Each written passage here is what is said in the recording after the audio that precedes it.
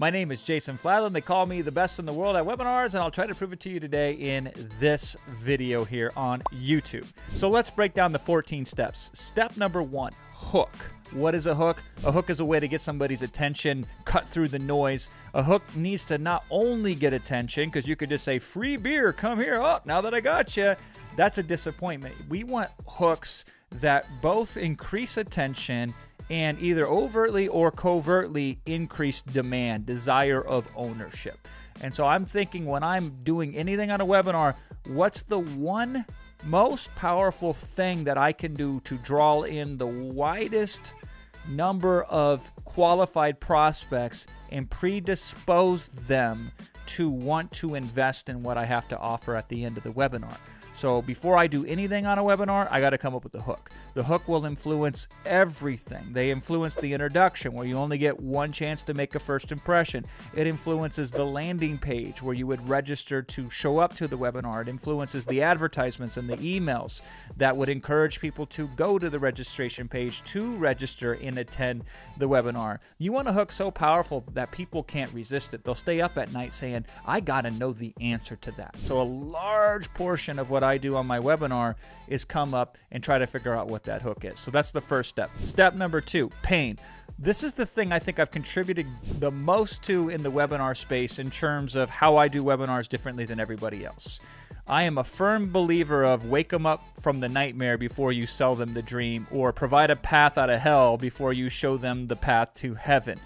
People tend to come to webinars because they're suffering and they want to alleviate suffering. It's for the same reason they do therapy. Nobody goes to therapy saying, man, life is great, let's make it better.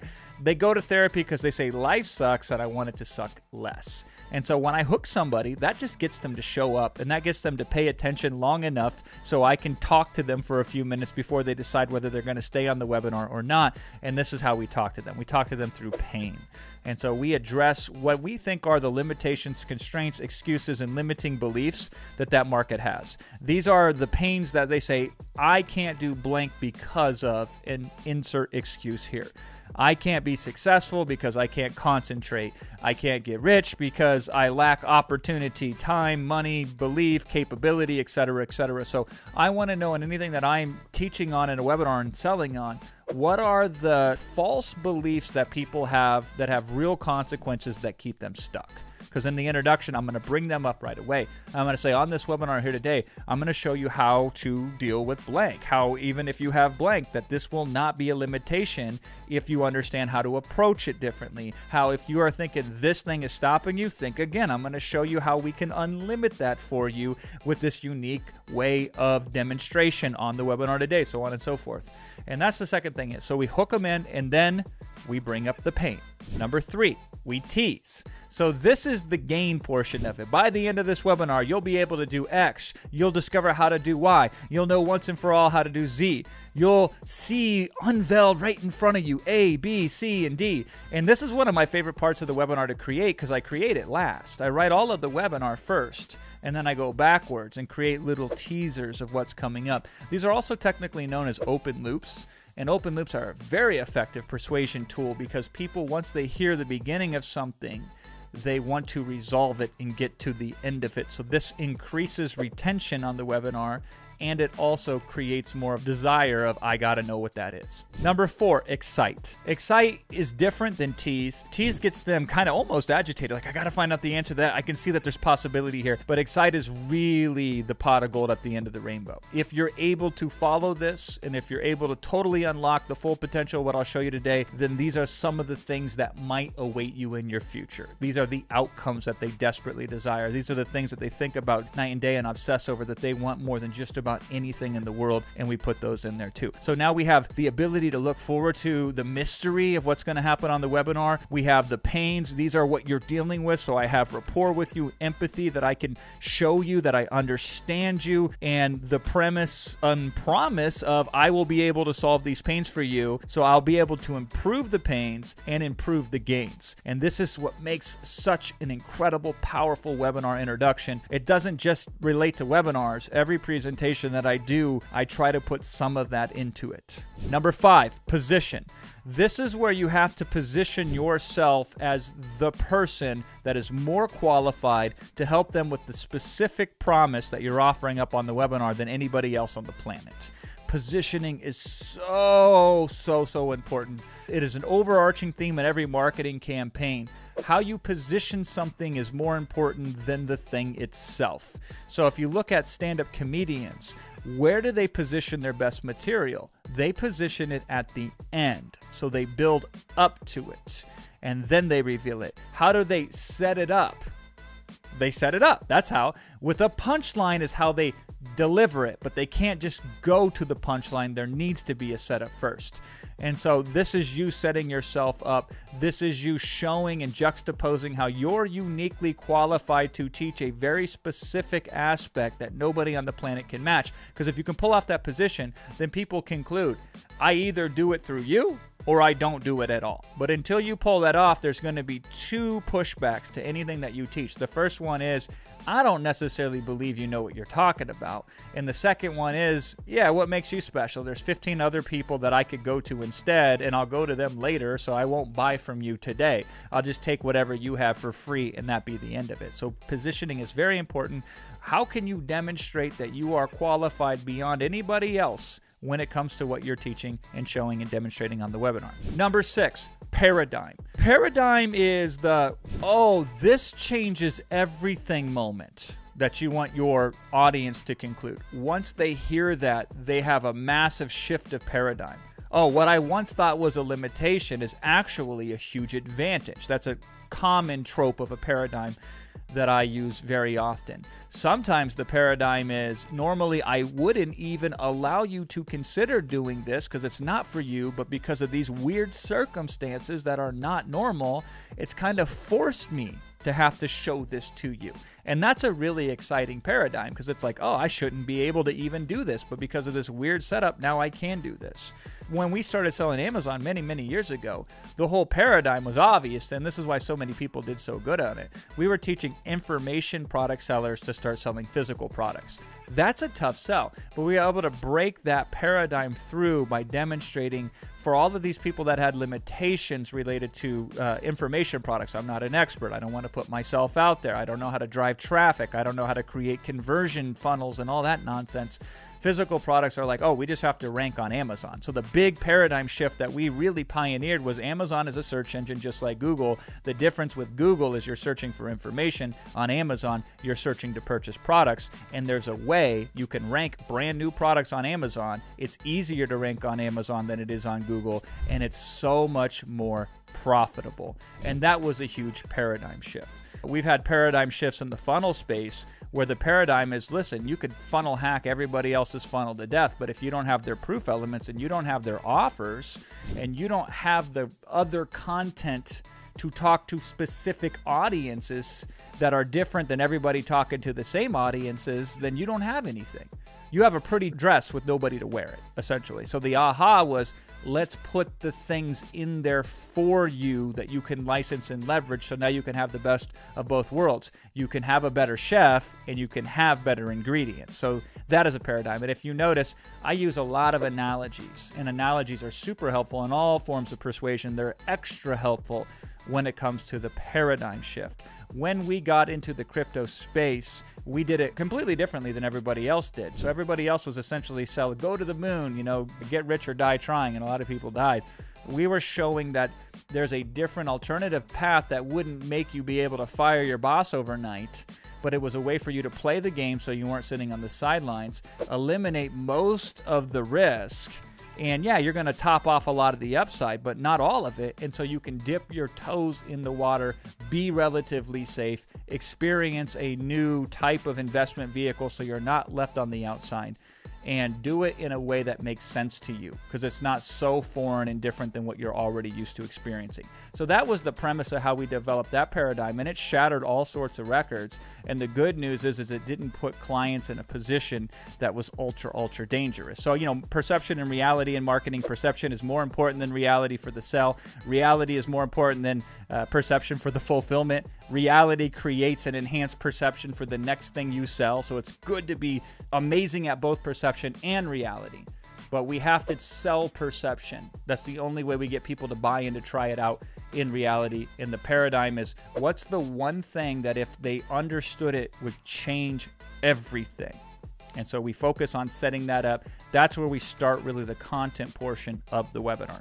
Number 7, mechanisms. So the old 80-20 rule that everybody knows but nobody truly seems to understand is that a few of the inputs gives you a majority of the outputs. 20% of customers buy 80% of the stuff that exists out there, which makes the webinar really effective, by the way, because they go after the 20% by nature. Those are the people that are looking and will spend 2 hours on a topic to get just a small advantage out of it. That's your 20%. So when it comes to teaching any paradigm, there are generally 3 to 5 elements, 3 to 5 inputs that will get the output of that paradigm. So out of the thousands and thousands and thousands of things that are important, what are the vital 3 or vital 4? That's what I try to hone in on. So if I can only teach these things and teach nothing else about the topic, could I get somebody reasonably successful? Could I get them to the outcome that they desire? And that's what I focus on with every single webinar. I'm not a 3 secrets kind of guy. I'll leave that to Russell. I think secrets are kind of cliche, and at the same time, secrets can be limiting structurally. So sometimes my 3 things are a step-by-step process. Other times they're not. They're just, these are the considerations. Other times they're the components. Sometimes they are the secrets. I don't really get too caught up on what is and isn't a secret. I just say, if I had to make a majority of people the most successful at this particular topic, and there's only 3 to 5 areas I could focus on to teach them this, what would those be? And then that becomes the whole focus of the webinar content portion, the training portion. If you follow that, you will train better. Forget selling for a second. If you just chopped off the pitch at the end of these webinars and just did that for your training content, you would see a significant increase in satisfaction towards your content. Then once we teach the mechanism, so it's essentially the formula for the mechanism. So this is like A, B, C, D. So on step A, B, C, D. We introduce each mechanism. We explain why it's important, why it's considered so valuable as an input. Then we define it, what it is exactly, and what's involved with it, then how to use it.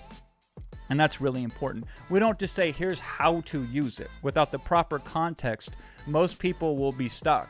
Doesn't matter what you teach them, they're not ready to get on the bus and go into that world yet. So more is important on, here's what it is, here's why it's important, here's what's involved, and then how to use it. If you do those other things, the how-to becomes obvious. Like if you could tell somebody, hey, sleep is the most important thing that you can do for your health. So let me just show you how to sleep. You forget even saying that it's the most important thing. You say, here's how you sleep better. Step 1, you do this. Step 2, you do this. Step 3, you do this. You lost them. But if you really break it down and at first you set it up, out of all the different things that you could do to influence your health, there's one thing that you can do that is more important than everything else. It is the one thing more scientists agree on than anything else that ever exists. It's something that you have a dedicated portion in your house where you do this on a nightly basis, hopefully. It's called sleep. Now here's what's involved with sleep. And you see what I'm doing here? And then you get into here's how you use it. And we teach each mechanism that way. Here's the first mechanism. Here's what it is. Here's why it's important. Here's what's involved. And here's how to use it. And we try to not get too much into the how-to. One really good insight is more important than 10 decent insights. One amazing, aha, I got this, is more important than 100. Yeah, that's pretty cool. So we want ahas. We always want these ahas and these different mechanisms that we're teaching. We want ahas in the paradigm. Number 8, commitment. We should be doing micro commitments throughout the webinar, but we want to get commitments on each one of our mechanisms. So we show the first mechanism, then we say something along the lines of, so when are you going to commit to start using this to make a difference in your life? And the more specific you could get, the better. I'm just speaking in generalities here. On the second one, you would say, do you see yourself being able to use this right now for an effective change? The third one is, If you could do this and felt confident doing this, when would you first start doing this? And again, I'm just making these up. These are just examples to illustrate the point. There are significantly better tie downs, and the more specific you get, a tie down is just another way to get commitment. Here's what I'm showing to you. Now let's tie it down to make sure you got it and you're committed to following through with it. Otherwise, you could teach till you're blue in the face, but if you don't get commitment back, you probably ain't going to make change. This is why commitment is so important. So I commit in multiple different points and times in the webinar. I get commitment. I get massive commitment though when I show the full, here's the paradigm, here's the mechanisms, here's what it looks like, high level, here is all of the moving pieces. Now that you've seen it all, what are you going to do with it? And that's when we get a very specific commitment that they're going to be able to use this. The goal in any webinar, if you're really doing it right, is you get somebody to the point that says, I'm absolutely committed to doing this. And then the question becomes, do I do it by myself and spend time only? Or do I do it with you and spend money? That's where we want the person to be at. We want them sold on doing it. Now we just got to determine whether they should do it with us and spend some money or whether they should do it on their own. And that leads us to number 9 here, which is the transition. It is tough to go from teach to sell. Those are two different contexts. And so if you don't have a bridge that you build between one to the other, it will be jarring when you switch. It'll be like a Dr. Jekyll and Mr. Hyde. Hey, what the hell just happened there? I'm freaked out all of a sudden right now. And so it's kind of tough for a lot of people to make a transition. And so I recommend what you do with a transition is you call back to all the cool, amazing things that you have done thus far up until the webinar. This does two things. One, it helps people remember consciously all the cool stuff because they forgot most of it anyway. Unconsciously, they feel really good, but consciously, they're like, I don't remember most of the stuff that happened. It's also good for you because it reorientates you to all the value you've provided, which should put you in a good mood. Look at what I've done for these people without asking anything in return. And that puts you in a really conducive state to sell. So recap, I call it 60 minutes and 60 seconds. We run back through the last 60 minutes and in 60 seconds. So far on this webinar today, you discovered this and I showed you this. And remember when this happened? And can't you believe that now that you understand this, what you could do? And boom, boom, boom, boom, boom, boom. And that's the first portion of the transition. Then the second portion of the transitions is this, was your time worthwhile on this webinar today? Did you learn stuff you didn't know before? Can you see yourself doing things you didn't know you could do before? These are micro commitments. So we get that yes momentum, as I like to call it. Yes, yes, yes, yes, yes. And then we do the 2 choices. Now, this isn't the only one. I got like 15 different ways to do all of these different things that I'm talking to you about here today. I'm just giving you examples of each of these. My favorite transition is, so if we parted ways right now and you were left to your own devices to go off and do this on your own, it would be a worthy ideal to pursue if that were your only option. But it isn't. There is another option. There is an option where we could work together, where I could have a vested interest in your success, where I could arm you with every great resource I have to give you an advantage when it comes to blank. And I chose the second option. And when you're going to see it, you're going to get very excited and be glad that I did choose this option. Here's what it's about. And that's the end of the transition. So we have framed, you want to talk about positioning, we have positioned the offer so magnificently as this great service that we've undertaken on behalf of the person so they're not left only to do it on their own. They can, and we've equipped them with enough insight on the webinar at that point that they certainly could go off and do it on their own. But it doesn't have to be their only option. So this is how we juxtapose it. And then we go into presenting the offer. And that's step 10, offer. Now, I have a controversial take on this. Everybody disagrees with me, but I make more money than all these other webinar folks. And so I think I'm right. Is an offer has 2 major components to it. It has the core and it has the bonuses. The core is what they pay for and the bonuses are what they get for free. And in every really killer offer that I've ever designed or consulted on for other people, we spend far more time on the bonuses than we do on what they pay for. So we want to position, there's that word again, position the offer of this is the thing you pay for. And I want to show them as little as possible of what they pay for before I ask them to pay for it. And then I want to show as much as possible of all the cool, amazing things that they get for free. So generally, the flow of the offer goes like this in terms of the product, what I'm selling. Here's what it is, the name generally.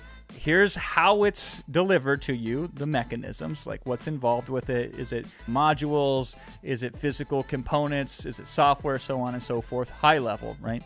Here's what it is. Here's how it's delivered to you. Here's what's involved with it. Here's how awesome and amazing it is with some very quick proof elements and some wow kind of money shots, as I like to call them. Look at this thing, look at that thing, look at this thing. You're going to get all this stuff. This is going to help you with this. This is going to help you with this. This is going to help you with that.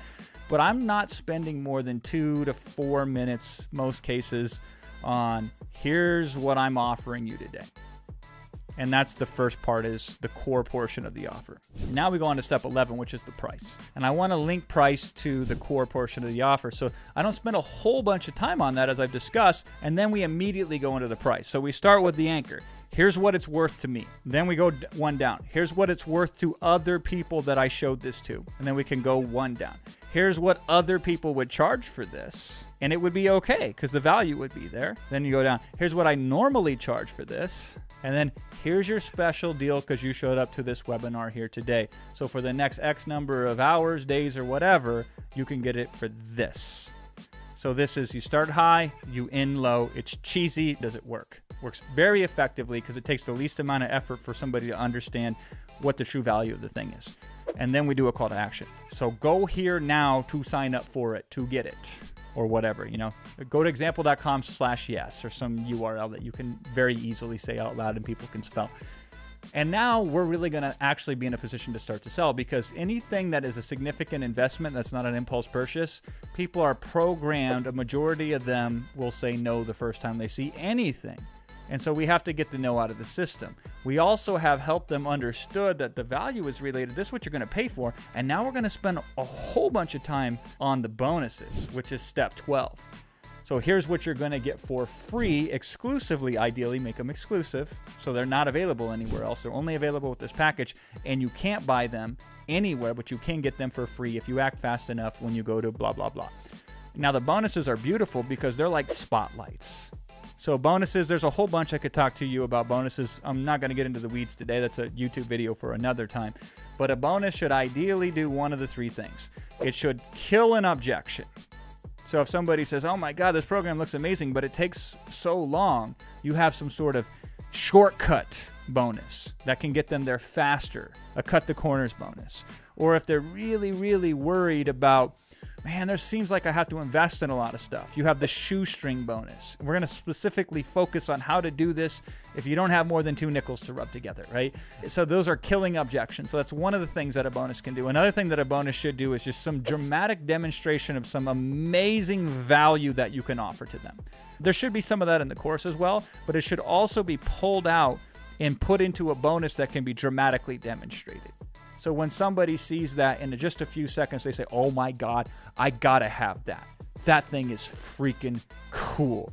And so that's a second bonus. The third bonus could be around a proof element. And so you show how good something is because you validate it with a result. So if you have some really good results, you should churn those into bonuses themselves. So I could create a bonus on webinars of how I got over 200 people to spend $5,000 to buy a digital product that they already owned. So if I was teaching on webinars or I was teaching on persuasion, I could do that, and that would be my proof element. If I was selling something to coaches or consultants, I could do a bonus specifically around how I got Alex Hormozi to pay me $25,000 to help him with his big book launch that happened on YouTube recently, at least when I'm recording this. And that could be a bonus. So you want to consider either kill an objection, have a dramatic demonstration, and or have a killer proof element around it. It doesn't even necessarily have to be yours. If you can license something from somebody or interview them and use their proof element as a bonus, those are ways that you can make bonuses really incredible and attractive. And we typically want 5 to 7 bonuses. I like 7 as long as they're really amazing. And we want to have a high retail value associated to those bonuses that far exceed the price of what they'll pay to get the whole package. And they should be so cool that people would buy the whole thing just to get one of those bonuses. Save the best bonus for last. Start with the second best bonus, and then you can tease that. Like, so far you've seen all these bonuses, but I've saved the best one for last. And even before you start introducing the bonuses, when you sign up, you're going to get these special exclusive bonuses. I'm going to show you a lot, and just so you know, hang in there, because the very best one I've saved for last. But let's check it out. Here's the first bonus. Boom. And then you start talking about these bonuses, and you typically will spend 2 to 4 minutes per bonus. And you should do a call to action after each and every bonus. So now that you've seen bonus 1, doesn't it make sense for you to go to example.com/yes and get signed up right now? And in addition, when you go to example.com/yes to get signed up right now, you're also going to get, and then you introduce bonus number 2. Now, step 13, risk. Interesting. Lucky 13, risk, Friday the 13th, risk. I don't know how it plays out that way. Risk should be sprinkled throughout. A lot of these things, you should sprinkle them throughout. But if nowhere else, you want to put it in after you show them everything. You know, here's the core offer, here's the price, here's where you go to get it, here's the bonuses if you act fast enough to get it, and then here's the risk involved. And here's how we mitigate that risk. So you can do money back guarantees. You could address other risks beyond just the money in terms of time risk, in terms of other objections people may have, what the risk is involved and why it's not actually a risk, or it's more riskier not to buy the thing than it is to buy the thing. So you want to spend a lot of time here focusing on risk mitigation very specifically. Extra credit if you do better than money back guarantees, which all of our biggest campaigns have. But the whole purpose of it is some portion of your webinar after you've made your offer has to focus very heavily on what's the risk involved. And here's how it's not actually a risk. Here's what we've done to deal with that risk on your behalf. And that's number 13. And then step number 14 is scarcity. Now, it's not something you just tack on to the end. It's something you also sprinkle throughout. As you've noticed, I talk about exclusive bonuses. It's better to have bonuses that people can't buy anywhere, because then there's scarcity related to those bonuses. Those bonuses are attached to the offer, and the offer expires at a certain period of time. Some of your bonuses may be extra exclusive. They may be quantity limited or date limited for reasons that are ideally beyond your control. Hey, I was only able to talk to this vendor over here. He wasn't able to give it to everybody because that would be insane, because it's like a $2,000 piece of software, but he did say that I could give it to the first 100 people that invested. And that's very powerful scarcity. So you'd put that in the bonus, but you would also remind that at the end. You would emphasize that fear of missing out.